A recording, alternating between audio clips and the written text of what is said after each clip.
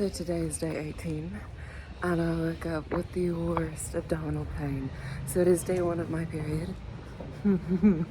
And goodness, cramps completely, abdominal pain completely.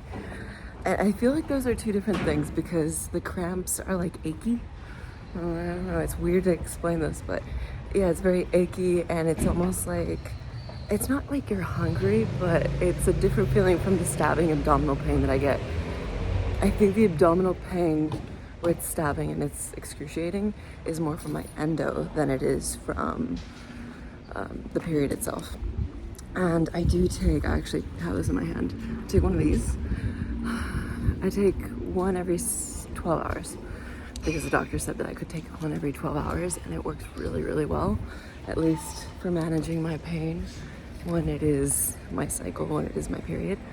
And I want to take it easy at the gym, but also part of the reason why I love doing ab workouts is because it helps to disguise the pain that I feel from my period. Kid you not. I will sometimes go harder in my ab workouts just to take away the pain and feel more comfortable and pretend. It's like I literally tell myself this is just the pain from the ab workout and I can manage it a little bit more. So I'm gonna go to the gym. I brought my running shoes. It does seem like it's gonna rain today, so I came prepared. I would like to do a little bit of cardio, either StairMaster or even running. I've been running a little bit every day, especially with Princessa. It's a lot of fun. And Princessa is my dog, my 16-year-old puppy. I call her a puppy because she just acts like it. It's like Benjamin Button. If you've ever seen Benjamin Button, it's like she's reversing in age. And other than that, food has been pretty good. Yesterday, I had more ground chicken than I had wanted to, or than I planned, and it wasn't calculated, or I did measure it, so it is measured, but I knew that I needed to take a step back, and yet I was just really hungry, and it was so, like, that combo of avocado with the ground chicken and eggs, amazing. I cannot stop myself sometimes because it's just that good. And if you've noticed, perhaps, my diet is very single ingredient foods. This makes it easy to track. It makes it easy to put it on the scale and then put it in the app. I've not been meal prepped. I've not meal prepped yet, and it is Thursday. So I've yet to meal prep like I told myself I would. I have all the vegetables and everything, but I still have vegetables from last week that I'm still, last week I meal prepped on Friday. So I still have vegetables from that, and I'm just kind of eating that until I'm ready to meal prep, and I'll show you what meal prep looks like for me. Single ingredient foods. So single ingredient foods are literally what it sounds like. It's foods that are very natural, foods that you would find from the ground.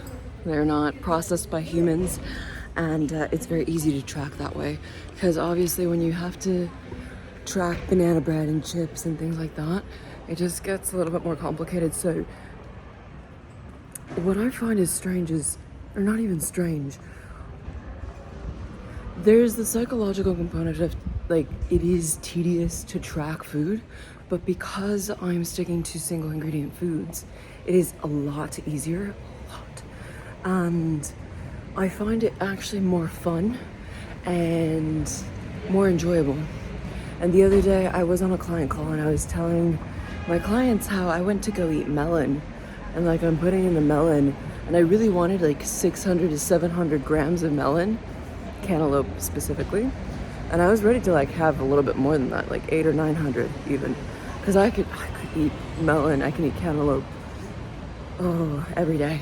So I like large quantities, but here's the thing, that large quantity was between 300 to 400 calories, and that's a full meal. Like, I thought to myself, well, it is fruit, it's really, really good for you. It is, I don't ever want to label food as healthy or right or good, because those labels can mess with your psyche and it can mess with the way that you think about food. So all food is good, but they have different purposes.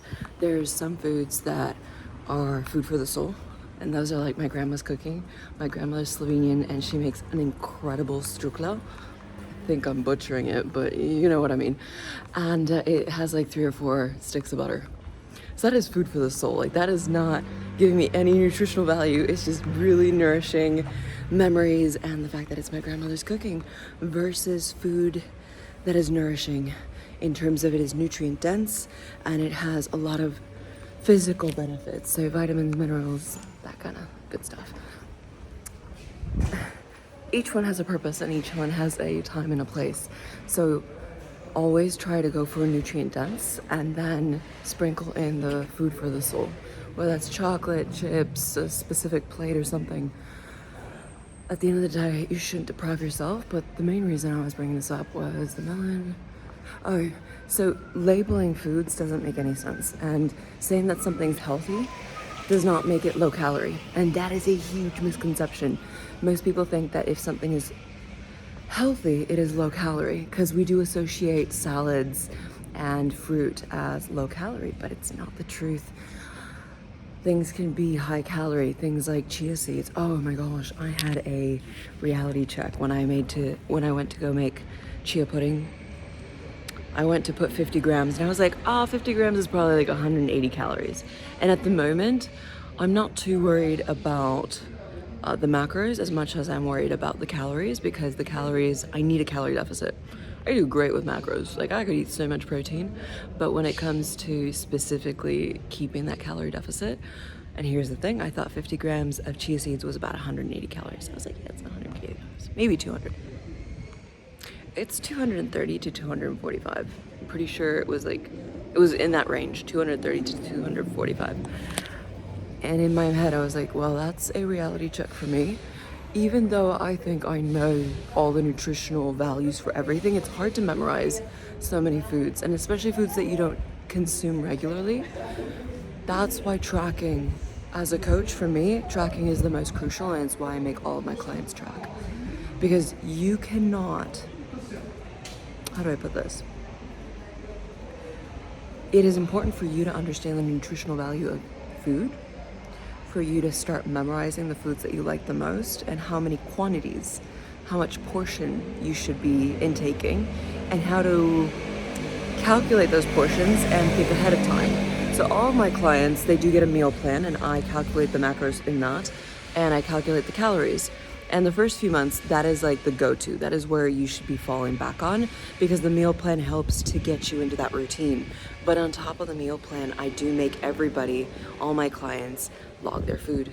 And if you want to be a part of the Bravo Circle, which is a group coaching that I offer, but it's only for people that have shown that they are extremely dedicated and that they actually want to learn.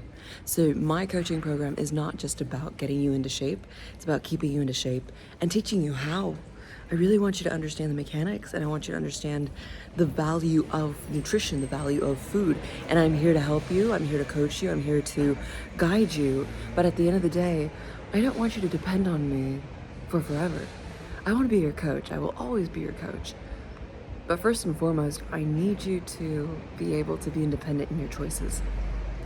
And I want you to have that freedom to choose whatever it is that you want, and know that you will stay on track and that you will maintain the results.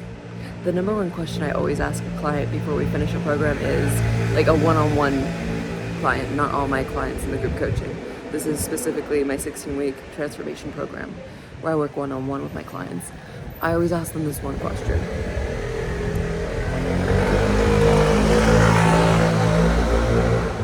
And this is really important. At the end of the program, if you gain the weight back, because at some point you might gain the weight, it's almost inevitable that at some point you're going to gain weight, because it's what happens at some point. Whether you go through something difficult or whether you just let life take you on, you're going to gain the weight. Do you feel confident enough to lose the weight again? And when they say no, then I know we need to work on a couple of things and that we need to go deeper. When they say yes, I know they're ready. Anyways, I'll see you later.